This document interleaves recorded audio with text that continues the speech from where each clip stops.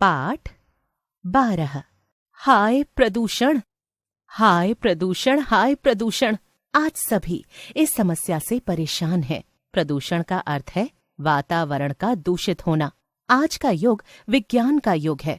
मनुष्य ने अपनी सुख सुविधा के लिए अनेक आविष्कार किए और पृथ्वी, आकाश तथा जल पर अपना आधिपत्य जमा लिया है।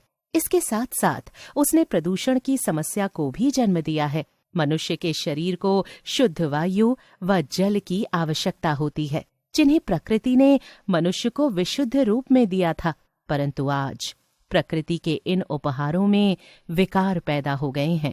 इनका दूषित होना ही प्रदूषण कहलाता है।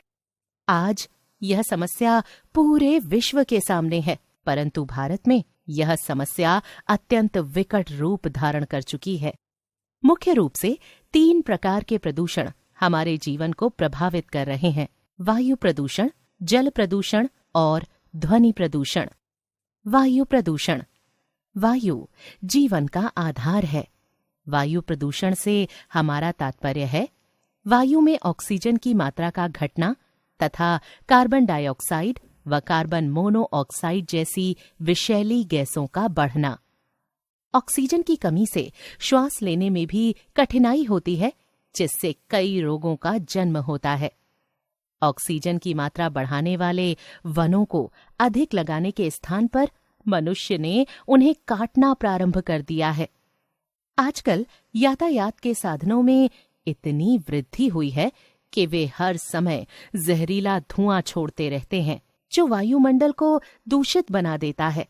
बढ़ते उद्योग धंधों के दुर्गंधपूर्ण गंदे नालों व जहरीला धुआं उगलती चिमनियों ने भी वायु प्रदूषण की समस्या को बढ़ा दिया है। इसी कारण आज खांसी, दमा तथा तपेदिक, टीबी के रोगियों की संख्या में निरंतर वृद्धि होती जा रही है। जल प्रदूषण। मनुष्य की दूसरी प्रमुख आवश्यकता है जल। आज मनुष्य को पीने के लिए स्वच्छ जल नहीं मिलता। नदियों का बहता जल पीना पहले हानिकारक नहीं था। वह निर्मल, स्वच्छ व मीठा होता था। धरती के नीचे विशुद्ध जल संग्रहित था। लेकिन आज मनुष्य ने जल को भी शुद्ध नहीं रहने दिया। कारखानों का विषैला कचरा नदियों में बहाने से नदियों, जलाशयों के पास मनुष्य द्वारा मल मूत्र विसर्जित करने, कपड़े धोने, पालतू पशु नहलाने से जल प्रदूषण होता है। आजकल प्रदूषित जल को पीने से हैजा, पीलिया आदि रोग फैल रहे हैं। ध्वनि प्रदूषण। ध्वनि प्रदूषण से अभिप्राय है अनावश्यक, असुविधाजनक, अनुपयोगी आवाज का शोर। विमानों की गर्जना, मोटर की पौ पौ, ट्रकों की धड़ धड़, कारखानों की मशीनों की आवाज, लाउडस्पीकर, टेलीविजन, रेडियो का शोर ध्वनि प्रदूषण बढ़ा रहा है। ये कर्णभेदी ध्वनियां हमारी श्रवण शक्ति को प्रभावित करती हैं। ऐसी ध्वनियों से लोग प्रायः ऊंचा सुनने लगते हैं। इससे हमारे शरीर के कोमल तंतु प्रभावित होते हैं, जिससे मनुष्य को अनिद्रा, सिर दर्द, उच्च रक्तचाप आदि रोगों की संभावना बढ़ जाती है। प्रदूषण की समस्या बहुत भयंकर समस्या है। इस समस्या के निराकरण का उत्तरदायित्व केवल सरकार का नहीं है। इसके लिए सभी का जागरूक होना आवश्यक है। हमें स्वयं भी प्रदूषण फैलाने से बचना होगा और अपने पास पड़ोस व मित्रों को भी ऐसा करने से रोकना होगा। इस समस्या के निराकरण के लिए सरकार तथा जनता मिलकर इस दिशा में कुछ निम्न उल्लेखनीय कदम उठा सकती है। क. उद्योगों को शहर से दूर स्थापित किया जाए। ख. शहरों में विद्युत चलित रेलगाड़ियों का विस्तार कर अन्य वाहनों को कम करना चाहिए। ग. ध्वनि प्रसारण यंत्रों की ध्वनि कम करनी चाहिए। घ. कारखानों, मकानों व भवनों में अधिक ऊंची चिमनियां लगाई जाएं। अंग.